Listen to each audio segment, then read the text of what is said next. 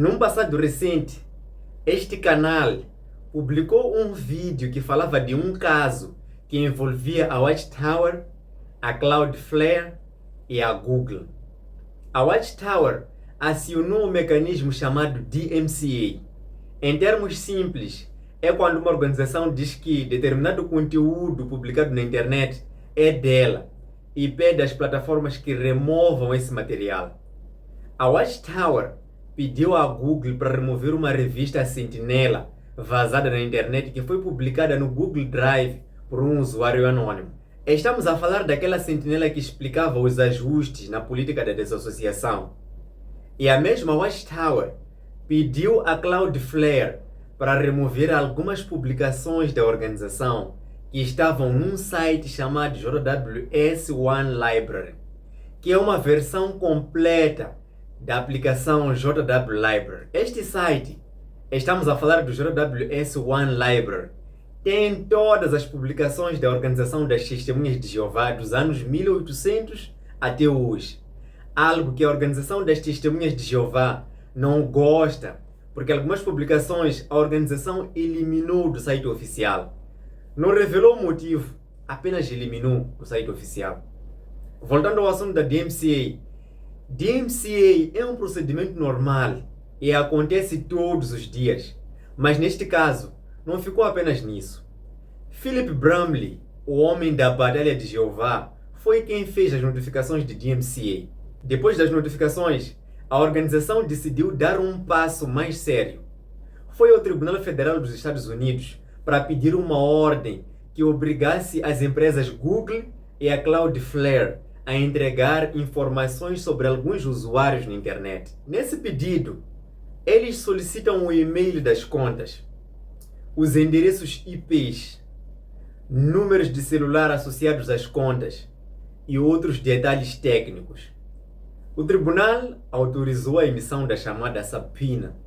Uma subpoena é uma ordem do juiz onde o tribunal mandava estas duas empresas. Neste caso, os pedidos foram dirigidos a Google e a Cloudflare. O objetivo era claro: descobrir quem estava por trás dos conteúdos da organização que estavam a ser publicados na internet por anônimos. A partir desse momento, o caso deixou de ser apenas uma reclamação online e transformou-se num processo com prazos de entrega, documentos e consequências legais. Mas algo inesperado aconteceu. A Cloudflare não respondeu da forma que a Watchtower esperava. O prazo que o tribunal estabeleceu para a entrega dos documentos passou.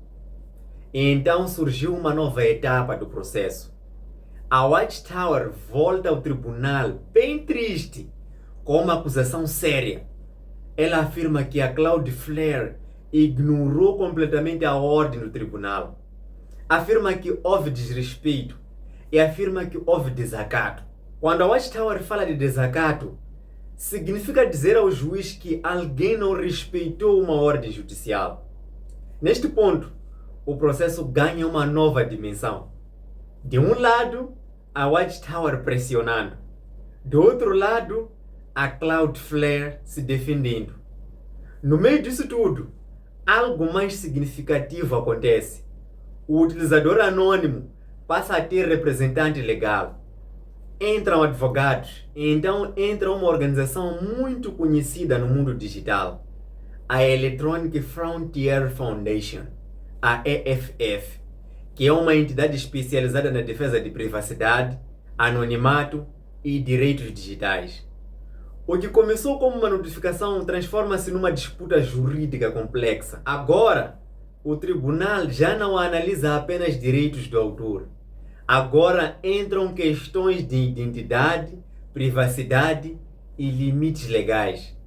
Num dos documentos, o juiz havia ordenado que a Cloudflare e a Google deveriam entregar as informações que identificam estes utilizadores até no passado dia 15 de janeiro de 2026. E a Cloudflare não entregou os documentos à Watchtower. O caso avança. Chega o momento da audiência. As partes comparecem perante o juiz. Os argumentos são apresentados. E então vem uma decisão que muda novamente o rumo do processo. O tribunal rejeita o pedido de desacato que foi mandado pela Watchtower. Ou seja, o juiz não concorda que a Cloudflare tenha desrespeitado a ordem naquele momento. Mas o processo não termina, porque ao mesmo tempo o juiz toma uma decisão estratégica. A subpoena fica suspensa, congelada temporariamente. Fica parada enquanto uma nova disputa legal que surgiu é resolvida. Estamos a falar do pedido para anular a subpoena, o pedido para invalidar a ordem, o pedido para impedir a entrega dos dados que identificam os anônimos que publicam documentos da organização na internet. Neste momento, o caso deixa de ser apenas um procedimento técnico, transforma-se numa batalha jurídica completa sobre anonimato, identificação e controle da informação. Agora entramos diretamente nos documentos do processo. Logo na abertura, a Watchtower adota um tom extremamente forte. A organização não está apenas a dizer que houve atraso ou desacordo. Ela acusa diretamente a Cloudflare de ignorar as suas obrigações legais. Na primeira página, a Watchtower afirma que a Cloudflare ignorou completamente aquilo que a lei exige. A organização sustenta que a empresa falhou em cumprir uma obrigação estatutária. Ainda na mesma página, a Watchtower declara que a Cloudflare recusou cumprir a subpoena de forma unilateral. Estas palavras sugerem que a empresa decidiu por conta própria não obedecer à ordem. Aqui é importante entender o impacto disto dentro de um processo judicial. Quando alguém fala de desacato, já não estamos a discutir apenas procedimentos, estamos a falar do respeito à autoridade do tribunal. Agora observamos como a Watchtower constrói esse argumento. Em vez de depender apenas das alegações técnicas, a organização apresenta elementos anexados ao processo. Neste documento aparecem declarações atribuídas ao utilizador Coming Out no Reddit. Aqui vemos o utilizador descrevendo o próprio website, JWS One Library. Nesta página, o utilizador afirma que lançou um novo website. Afirma também que reuniu uma coleção extensa de publicações da organização. Esta captura de tela foi feita pela Organização das Testemunhas de Jeová.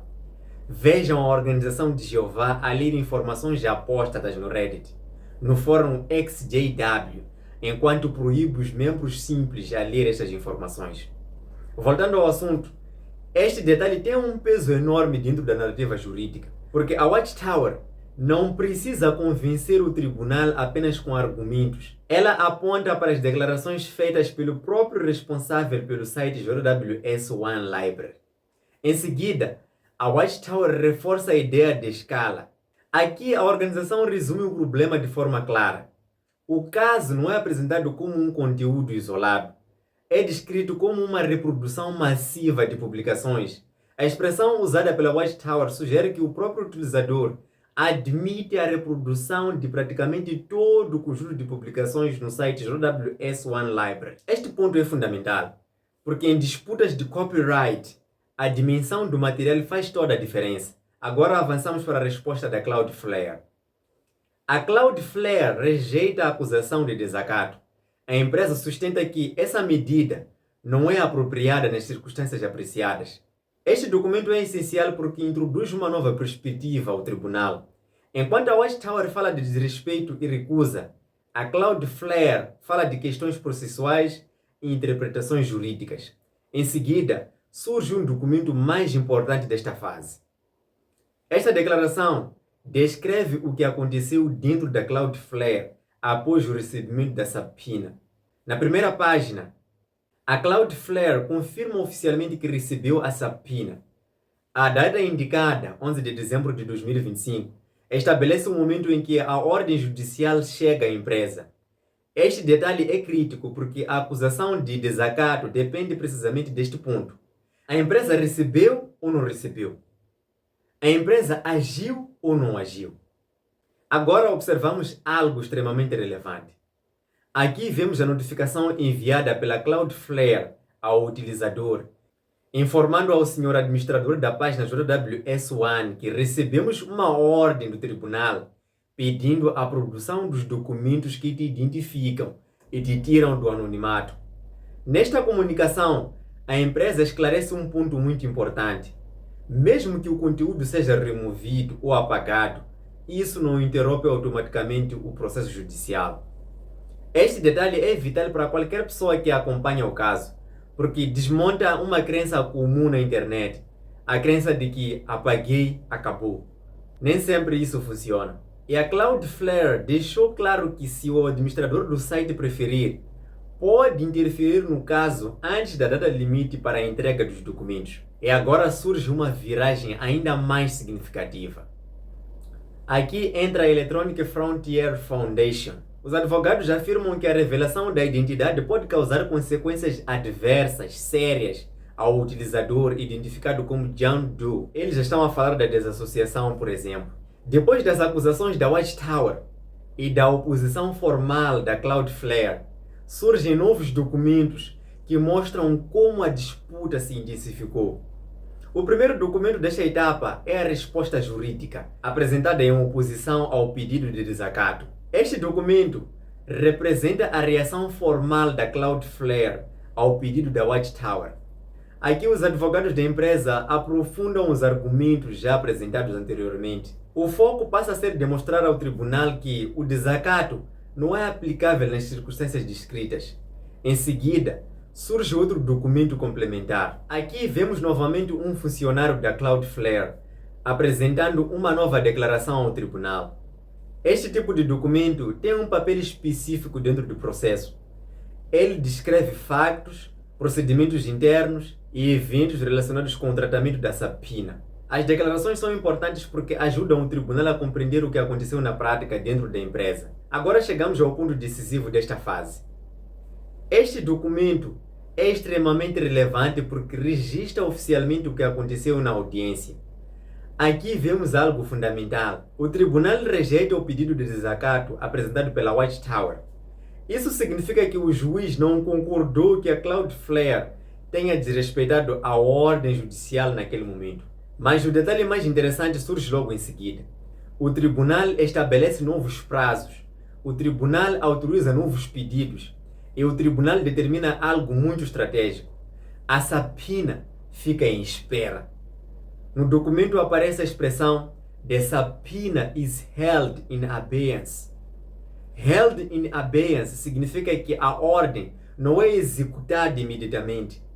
Ela fica suspensa temporariamente enquanto outra disputa legal é resolvida. Não é cancelada, não é aplicada, fica congelada. E qual é a nova disputa? O próprio documento esclarece. Motion to quash. Motion to quash significa pedido para anular completamente a subpoena.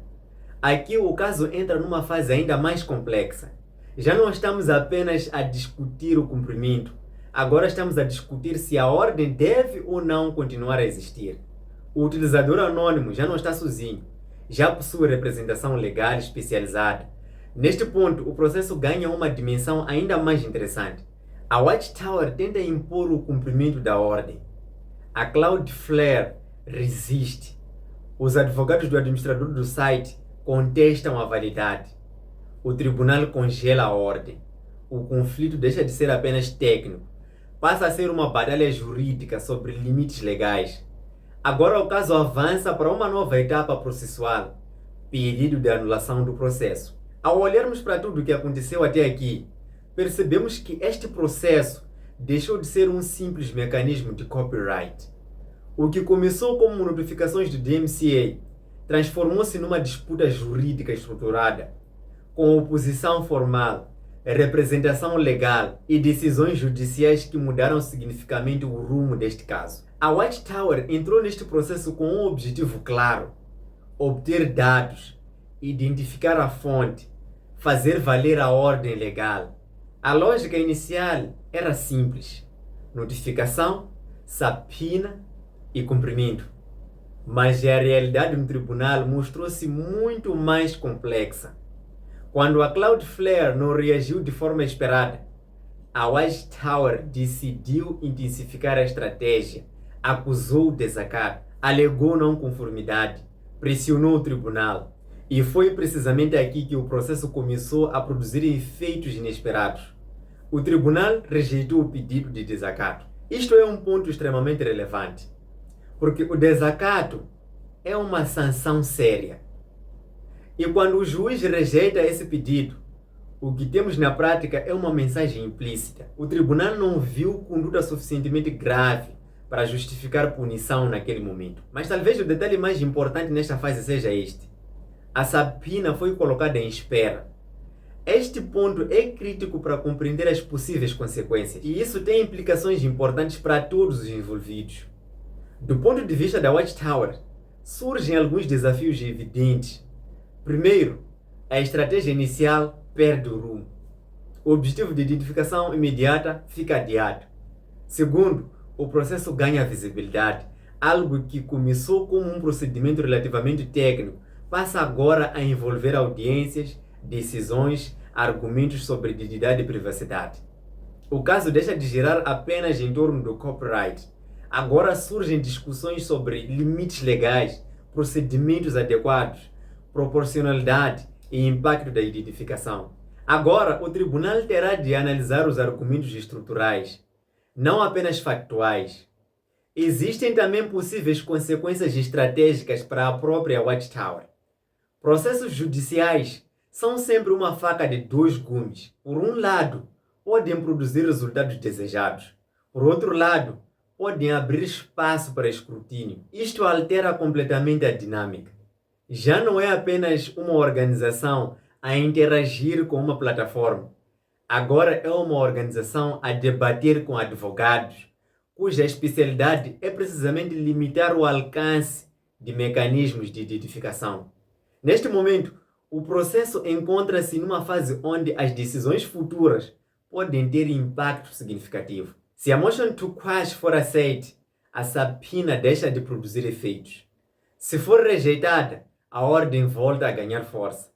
Mas, independentemente do desfecho, algo já aconteceu. O caso ganhou uma dimensão jurídica e pública que não existia no início. E talvez esta seja a observação mais importante de todas.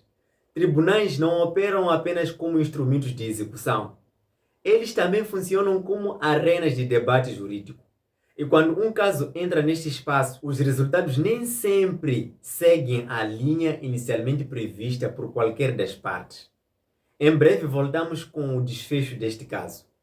Por favor, se inscreva no canal, dê um like e partilhe o vídeo para mais pessoas. Até o próximo vídeo.